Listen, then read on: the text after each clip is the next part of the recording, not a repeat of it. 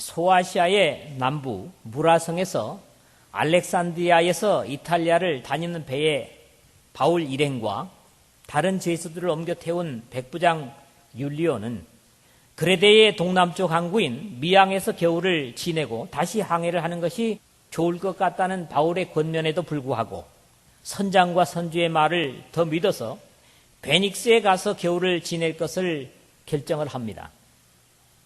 처음 순풍을 만난 배는 얼마 가지 못하고 마침내 지중해의 고질적인 해풍인 유라굴로를 만나서 가려고 하던 목적지인 서쪽이 아니라 오히려 남쪽으로 떠밀려서 결국 배에 실었던 모든 화물과 배를 운항하는 기구들조차 다 바다에 버리고 이제는 어쩔 수 없이 배가 떠밀려 가는 대로 맡기지만 그런 가운데서도 아프리카 북해협에 있는 스르디스라고 하는 모래톱에 걸려서 배가 부서질까 두려워하는 저들의 모습을 우리가 지난주에 봤습니다.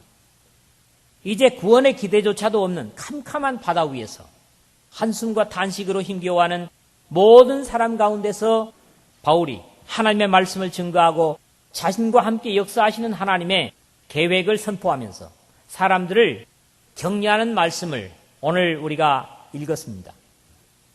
어쩌면 오늘의 이 성경 말씀은 오늘 우리 시대에 우리의 역할을 일러주는 그런 생각마저 들게 만듭니다. 아주 비슷한 오늘의 우리가 겪고 있는 상황을 보기 때문입니다. 그러므로 오늘 이 시대에 여러 가지 또는 신종플루라고 하는 공포에 휩싸여 있는 이 지구촌의 모든 사람에게 바울처럼 우리가 일어나야 된다고 하는 그런 도전을 주는 말씀입니다. 오늘 이 말씀을 통해서 바울같이 절망 가운데서 분연히 일어나서 사람들을 향한 궁극적인 하나님의 구원의 소망과 의연함으로 사람들을 안심시키고 소망을 끼칠 수 있는 오늘 이 말씀과 함께하는 저와 여러분이 되었으면 하는 부탁을 드립니다. 첫 번째 부분은 20절에서 21절의 말씀입니다. 이 상황을 좀 더 확실히 이해하기 위해서는 지난주 마지막 말씀을 되돌아볼 필요가 있는 것 같습니다.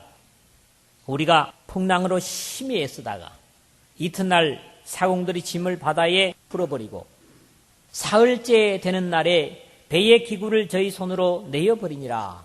18절 19절에서 그렇게 기록이 되었었죠. 그리고 오늘 본문에 첫 절로 잡은 20절을 공동번역의 말씀으로 보면 이렇게 기록이 되고 있습니다. 여러 날 동안 해도 별도 보이지 않고 태풍만이 거세게 불어닥쳐서 마침내 우리는 살아 돌아갈 희망을 아주 잃고 말았다. 그렇게 기록을 하고 있는 내용을 봅니다. 그야말로 기대할 수 있는 것은 하나같이 사라지고 완전히 이제는 절망으로 하얗게 질린 체념한 배 안에 있는 모든 사람들을 우리가 눈으로 보는 듯 생생합니다. 이제 그들이 기다리고 있는 것은 다만 배가 언제 스르디스에 부딪혀서 깨어지고 몇 사람이 그 상황에서 죽고 나머지 사람들은 파도에 휩쓸려서 또 얼마나 끈질긴 생명과 싸우다가 바다 위에서 모두 죽을 것인가 하는 상상밖에는 그들이 기대할 수 있는 것이 하나도 남아있지를 않았다는 거지요. 이러한 안타까운 상황, 그런 상황을 오늘 20절, 21절에서 한 4가지 정도로 추려보면 이렇습니다. 첫째는 뭐냐 하니까 여러 날 동안 해와 별이 보이지 아니하였다 그랬죠. 해와 별이 보이지 않았다. 이게 무슨 얘기입니까? 해를 보는 것이 우리에게 뭡니까? 기쁨입니다. 근데 그것도 풍랑이 일고 비가 계속 쏟아지는 가운데 또는 태풍이 분 후에 맑은 해를 보는 것은 우리에게 얼마나 큰 기대와 소망이 됩니까? 그런데 여러 날 해와 별이 보이지 아니하였다. 이 말은 이제는 날과 시간을 헤아리는 것도 그만두었다 이 말이죠. 고통과 두려움의 시간은 1분이 여러 시간처럼 길게만 느껴지고 이제 밝은 광명을 기대할 수 없었던 것이죠. 두 번째는 그 풍랑이 그대로 있었다. 바람이 좀 잦아지면은 그래도 소망을 가질 것인데 20절 중반절에 보니까 풍랑이 그대로 있었다 그랬습니다. 이제는 힘겨운 격양의 파도가 배전을 치는 것뿐만이 아니라 그 배에 타고 있는 모든 사람들의 심장을 철썩이는 그런 두려움과 공포로 사람들을 몰아가는 그런 것들을 우리가 상상하게 됩니다. 그리고 20절 하반절에는 뭐라 합니까? 구원의 여망이 다 없어졌더라 그랬습니다. 이제는 살아날 가망은 아무 것에도 없었습니다. 이런 표현을 우리는 이제 생명줄을 놓아버렸다, 그렇게 표현을 할 수 있죠. 살 수 있는 사람도 생명을 포기해버리면 더 이상 가망이 없습니다. 그런데 이 배 안에 있는 모든 사람들은 이제 사는 것을 포기했다, 그렇게 표현을 하고 있습니다. 마치 죄로 인해서 이 역사에 한 사람도 살 수 없는 절망적인 상태를 묘사하는 것 같이 저는 이 말씀을 들었습니다. 네 번째는 뭡니까? 21절에 오래 먹지 못하였다. 즉 심한 배멀미로 인해서 모든 사람들이 건강조차도 잃게 됐다는 거예요. 봅시다. 이 네 가지 속에서 하나라도 기대를 가질 수 있는, 그들에게 기대를 가질 수 있는 무엇이 있습니까? 없습니다. 생명에 대한 애착이 있어야 어쨌든지 살기 위해서 먹어야 한다고 하는데도 불구하고 그런 기대가 없기 때문에 밥숟가락을 드는 사람은 한 사람도 없고, 이제는 오히려 이왕 죽을 것, 죽는 것은 시간 문제일 뿐이다 라고 체념하는 분위기를 여기서 느끼게 됩니다. 어쩌면 이 내용은 이 세상의 축소판입니다. 모두가 다 1등하고 성공하고 영광을 얻겠다고 세상 사람들은 아우성을 하는데, 그러나 세상에는 그런 기대들보다는 절망적인 상황이 드러누워서 소망을 보이지 않게 가리고 있는 그런 모습들을 우리가 보기 때문이죠. 돈을 벌기 위해서 알렉산드리아에서 화물을 싣고 로마 정부와 약간의 제수들을 실는 계약으로 이 배의 안정을 보장받고 세계의 중심지인 로마를 향해서 출발해 보지만 과정 속에 만나는 것은 질병과 불안과 같은 파도와 싸우며 인생의 바다를 건너고 있는 우리 모두의 모습이 아닐까, 그런 생각을 하게 됩니다. 여러분, 인생이 이것뿐이라면 얼마나 불쌍합니까? 모든 사람이 기대하는 것이 이것뿐이라면 얼마나 가련합니까? 그러나 두 번째에 그런 가운데서도 소망을 주시는 하나님을 발견하게 되지요. 그래서 22절에 23절에 보니까 하나님만이 그런 상황에서 위로할 수 있으시다고 하는 것을 배우게 됐지요. 그러나 이 죄로 충만한 세상에도 역시 하나님의 긍휼과 사랑이 있었던 것처럼 이러한 끝나버린 인생들이 즐비한 이 배 안에도 하나님은 그의 종을 두셔서 이들을 살리게 하십니다. 아니, 어쩌면 이 배를 탄 모든 사람이 하나님을 만나게 하시려고 하나님께서 이렇게 끌고 오셨는지도 모를 것 같습니다. 절망이 있습니까? 어려움이 있습니까? 그것은 바로 하나님을 만날 기회입니다. 인간의 한계를 극복하고 하나님께서 주시는 위로를 받아야 될 기회라는 거지요. 그렇게 하기 위해서 하나님은 우리에게 우리 힘으로 어쩔 수 없는 데까지 절망으로 우리를 끌고 가시는 하나님임을 우리는 이해해야만 합니다. 이제 절망의 한가운데서 배에 탄 사람들을 격려하는 바울의 모습을 봅니다. 세 가지 모습으로 이 내용을 정리를 하면 그렇습니다. 첫째는 절망에서 위로를 줄 수 있어야 뭡니까? 비로소 생명이 있는 거죠. 생명이 있다고 하는 것은 어디서든지 죽음에 대한 공포를 벗어버리는 이것만이 생명이거든요. 내가 고난오니 이제는 안심하라. 22절 상반절에 그랬고 25절 상반절에도 그러므로 여러분이여 안심하라. 이렇게 배포 좋은 사람이 있습니까? 하나님을 의지하지 않는다면 감히 이렇게 고백할 수 있겠습니까? 조금이라도 기대되는 소망이 여지가 보인다면 아마 우리도 이럴 수 있을 겁니다. 그러나 이렇게 위로하는 바울이 믿음의 사람이 아니었다면 이런 상황에서 이렇게 말하는 것은 미치광이었을 것이죠. 정신 나간 사람일 겁니다. 다 절망하고 있는데 이제 소망의 여지가 보이지 않는데 안심하라. 그런데 하나님이 바로 이런 분이십니다. 우리 인간의 모든 여지가 끝나버린 자리에서 안심하라. 그렇게 말씀하시는 분이지요. 예수님 당시에 베세다의 언덕에서 오병이어의 기적의 떡을 나눠 먹고 그리고 먼저 배를 태워서 건너편 지방으로 제자들을 보내죠. 예수님께서. 근데 거기는 어떻습니까? 이 사건 속에 있는 바울은 없었습니다. 그런데 밤중쯤 되어서 갈릴리 바다 중간쯤 건너가다가 마침내 풍랑이 그들을 내리칩니다. 그래서 성경에 보는 대로 보면 죽게 되었다. 이렇게 표현을 합니다. 그런데 예수님께서 물 위로 뚜벅뚜벅 걸어오시더니 안심하라, 내니 두려워 말라. 이건 사복음서에 다 나오고 있어요.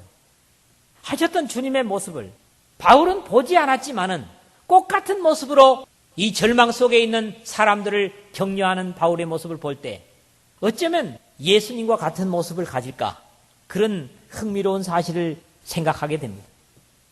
사실 우리 주님은 위로의 하나님이십니다. 우리 주님은 위로의 하나님이십니다. 너희 하나님이 가라사대 너희는 위로하라, 내 백성을 위로하라. 이사야서 40장 1절에 그랬죠. 위로는 사실 절망에 있는 사람에게만 필요합니다.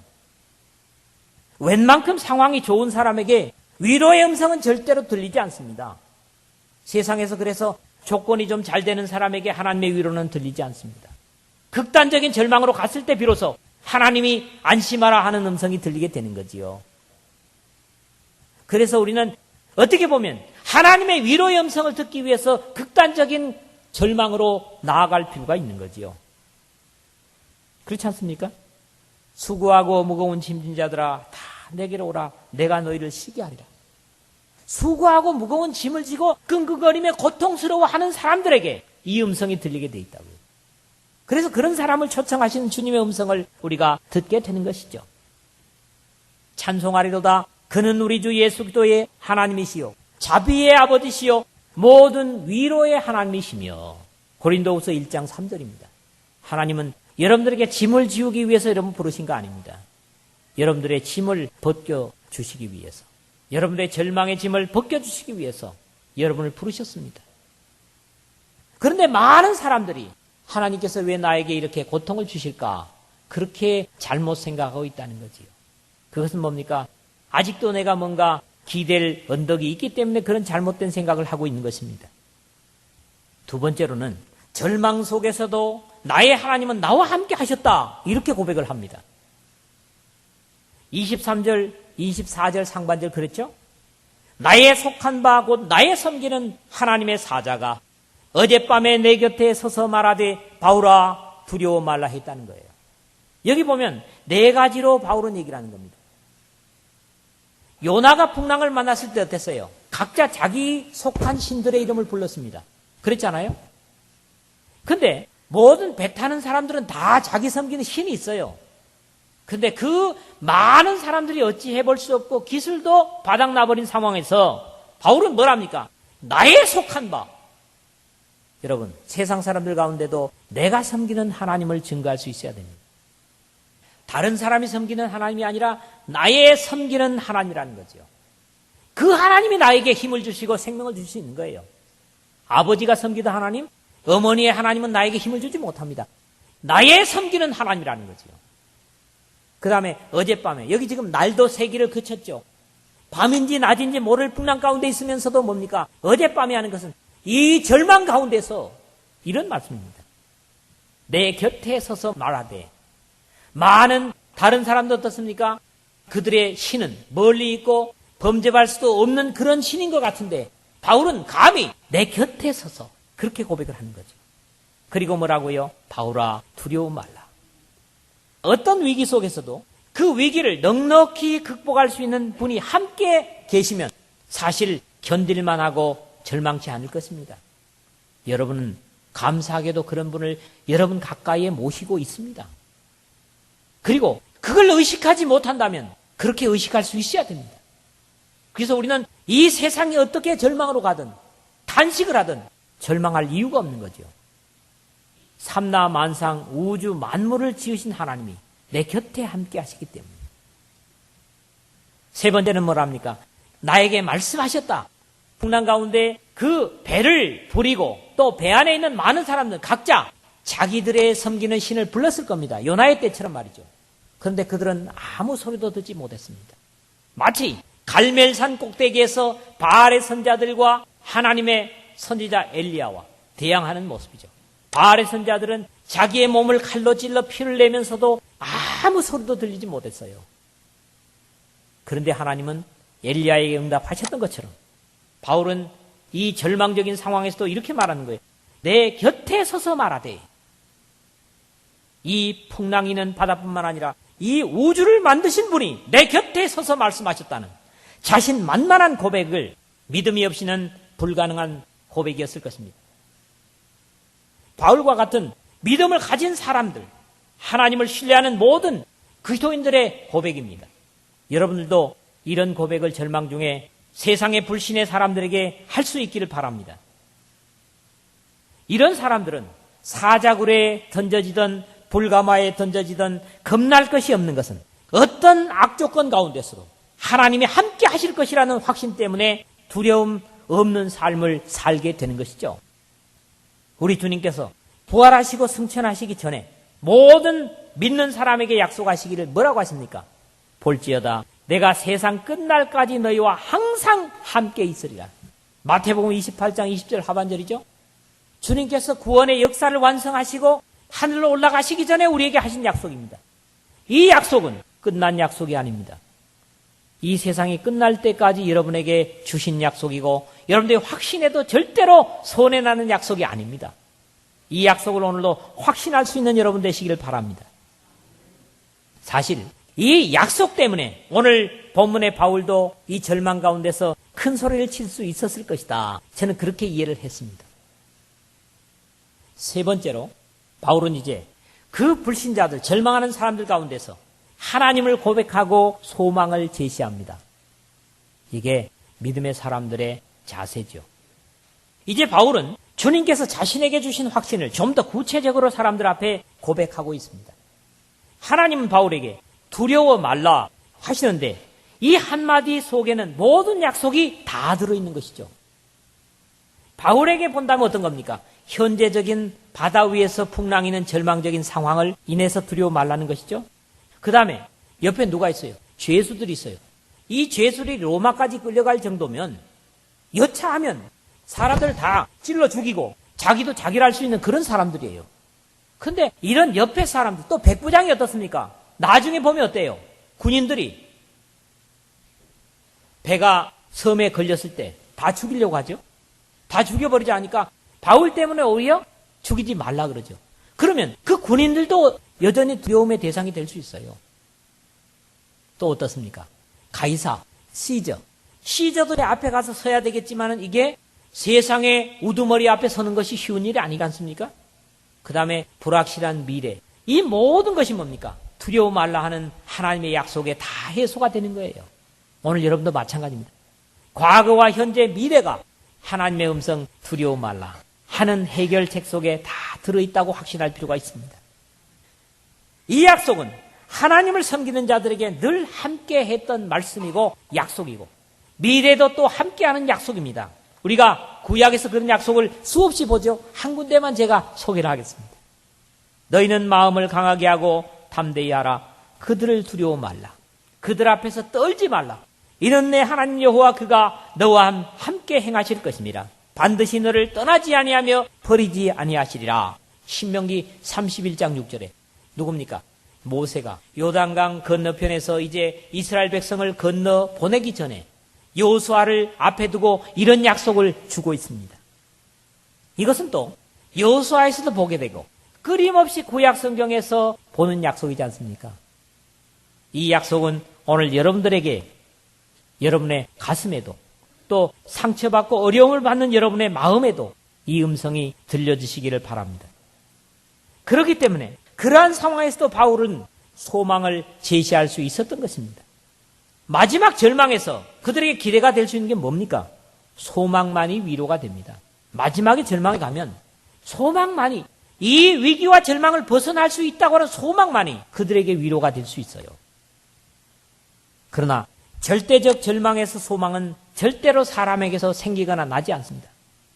극단적인 상황에서는 절대로 소망은 사람에게서 생겨나지 않는다는 거지요. 그렇기 때문에 하나님만이 소망의 아버지십니다. 소망의 하나님이 모든 기쁨과 평강을 믿음 안에서 너희에게 충만케 하사 성령의 능력으로 소망이 넘치게 하시기를 원하노라. 로마서 15장 13절의 약속 아닙니까? 사람이 끝났다고 손을 털어버릴 때 하나님께서 그분의 역사를 시작하십니다. 그리스도인의 소망은 세상에서 찾을 수 없는 하늘로부터 주어지는 소망입니다. 사람들은 아직도 무엇인가 기댈 수 있는 것이 있다면 주님께서 역사하시질 않습니다. 아직도 뭔가에 다른 곳에 마음을 두고 있다고 하면 하나님께서 역사하실 수가 없어요. 완전히 인간적으로는 바닥이 나버린 절망의 상태에서 하나님은 이제 의지할 수 있는 것이 오직 주님만 남았을 때 그 상황에서 역사를 시작하시고 영광을 받으시는 분이십니다. 여러분, 구약의 두 선지자를 보죠. 엘리야가 그리 시냇가에서 까마귀가 물어다주는 떡과 그리고 물을 마시다가 그것이 바닥이 났을 때 시돈에 속한 사르밧 과부에게로 보냅니다. 그런데 공교롭게도 그 과부에게 찾아갔을 때 남은 것이 뭐였습니까? 가루 한 움큼 그리고 기름 조금. 과부는 뭘 합니까? 이제 이것을 우리가 떡 만들어 먹고 나와 내 아들이 죽으려고 한다. 마지막이죠. 그런데 엘리야는 강 크게 그렇게 얘기합니다. 그렇게 하려니와 먼저 나를 위해서 조그만 떡을 하나 빚어와라. 아니, 그 가루 한 움큼과 기름 조금은 엘리야를 위한 조그만 떡밖에 만들 수 없는 것인데 그렇게 하려니와라고 하는 가능성을 얘기해 놓고 먼저 나를 위해서 그렇게 하라. 만약에 과부에게 아직도 가루가 한 통 남아있고 기름이 몇 병 남아있는데 엘리야가 갔다면 그 과부는 하나님의 은혜를 맛보지 못했을 겁니다. 이제 마지막 사자밥 만들어 먹고 죽으려고 하는데 하나님의 사람 엘리야가 가서 그렇게 얘기를 하죠. 그리고 어땠습니까? 가뭄이 끝나는 3년 6개월 동안 그 가루통에 가루가 다하지 않고 기름통에 기름이 다하지 않았습니다. 마지막 그 가루 한 움큼과 기름 몇 방울, 이걸 가지고 하나님은 어떻습니까? 그 과부의 믿음을 시험했던 거지요. 또 엘리사라는 사람도 똑같은 경험을 합니다. 앞의 이야기는 열왕기상 17장 8절에서 16절까지의 말씀이고요. 열왕기하 4장 1절에서 7절에 보면 선지자의 생도였던 남편은 죽고 과부하고 아들들이 남았는데 뭐와 함께 남았어요? 빚을 지고 갔단 말이에요. 남편이 빚 지워놓고 떠났다고. 그리고 이제 뭐라 합니까? 엘리사를 보고 이제 어쩔 수 없이 자식들이 체주의 종으로 갈 수밖에 없습니다. 마지막 상황이죠. 그런데 엘리사가 또 묻습니다. 너에게 뭐가 있느냐? 예, 기름 한 병이 남아있을 뿐입니다. 여러분, 가루도 없습니다. 이 여인은 기름 한 병 남아있어요. 근데 엘리야는 이 마지막 기름을 사용할 것을 하나님께서 계시로 주셨기 때문에 말씀하죠. 자, 이웃집에 가서 그릇들을 빌려라. 적게 빌리지 말고 그릇을 많이 빌려라 그러죠. 그리고 그릇을 많이 빌렸겠죠. 그리고 이제 기름을 갖다가 빌린 그릇에다가 부어라. 근데 이 기름이 어때요? 연결되어 있지 않는 기름병이 수도꼭지 같이 틀면 계속 나옵니다. 그리고 아들이 이제 그릇을 다 썼습니다 했을 때 어땠어요? 이 기름이 멈췄어요. 이 과부와 자식들, 결국 종으로 자식을 보낼 수밖에 없는 한탄하는 이 여인에게 마지막 기름 한 병이 엘리사로 통해서 놀라운 구원의 역사가 됐죠. 그 기름을 다 팔아서 빚을 갚고 남은 것으로 생활할 수 있었던 것을 봅니다. 다 이렇게 성경에 나타난 역사는 마지막에 최종적인 절망의 상황에 갔을 때였음을 우리는 보는 겁니다. 사람은 진정한 위로를 줄 수 없습니다. 이런 상황에서 위로하는 말은 당신은 나와 같은 입장이 아니니까 그렇게 말할 수 있다. 여러분, 암이 걸려가지고 죽을 경지가 있는 사람에 가서 전도를 해보십시오. 사람은 진정한 절망적인 상황에 위로가 되지 못해요. 이런 상황에서 위로하는 말은 결국 그들에게 마음을 상하게 할 뿐입니다. 어떤 경우에? 그게 사람의 위로예요. 그렇기 때문에 그들이 거부하는 겁니다. 하나님께서만이 진정한 위로자가 되십니다. 바울은 이제 이들 가운데서 마지막으로 세 가지를 제시합니다. 그게 첫째 뭡니까? 나에게 말씀하신 대로 될 것이다. 내가 가이사 앞에 서야 할 것이다. 또 나는 내게 말씀하신 그대로 되리라고 하나님을 믿노라. 이렇게 고백을 하지요. 우리는 오늘 사람들 앞에서 같은 믿음으로 이 역사의 마지막과 주님의 다시 오심의 소망을 고백할 수 있어야 합니다. 바울처럼 말이죠. 아니, 모든 사람이 신종플루가 확산돼 가지고 다 죽어간다고 할지라도 이런 고백을 사람들 앞에 할 수 있어야 돼요. 두 번째는 뭐랍니까? 함께 행선하는 사람들을 다 내게 주셨다. 그렇게 얘기를 하죠. 24절인데. 이것은 참으로 대담한 고백입니다. 여러분 생각을 해보십시오. 또 하나님께서 너와 함께 행선하는 자를 다 내게 주셨다.